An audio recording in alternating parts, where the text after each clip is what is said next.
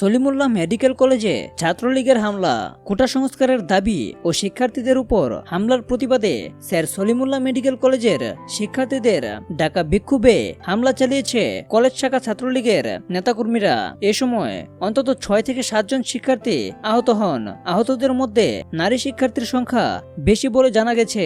মঙ্গলবার রাজধানীর পুরান ঢাকার স্যার সলিমুল্লাহ মেডিকেল কলেজ হাসপাতালের ফটকে এ ঘটনা ঘটে।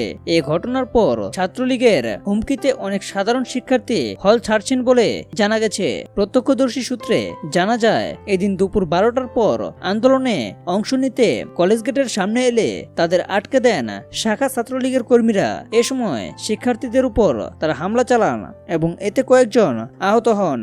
মেডিকেল কলেজের শিক্ষার্থীরা জানান, তাদের উপরও শাখা ছাত্রলীগ হামলা করেছে। সবচেয়ে বেশি আহত হয়েছেন নারী শিক্ষার্থীরা। হামলায় এক নারী শিক্ষার্থীর মাথা ফেটে যায়।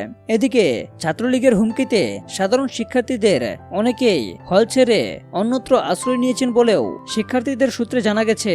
এদিকে এই হামলার সুষ্ঠু বিচার না পাওয়া পর্যন্ত সব ধরনের ক্লাস পরীক্ষা বয়কটের ঘোষণা দেন কলেজের শিক্ষার্থীরা।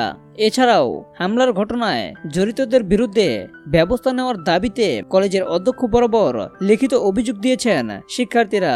লিখিত অভিযোগে 7 জন হামলাকারীর বিচার দাবি করা হয়েছে।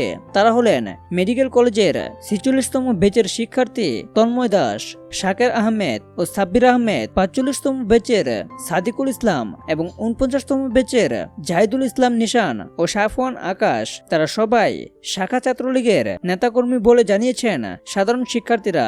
অভিযোগের বিষয়ে জানার জন্য শাখা ছাত্রলীগের সভাপতি দুর্জয় পালের মন্তব্য জানতে তারা মুঠোফোনে নম্বরে যোগাযোগের চেষ্টা করা হলেও তাকে পাওয়া যায়নি। তো দর্শক, এ নিয়ে আপনার মূল্যবান মতামত কমেন্ট করে জানান। আর এরকম নিত্য নতুন ভিডিও পেতে চ্যানেলটি সাবস্ক্রাইব করে রাখুন।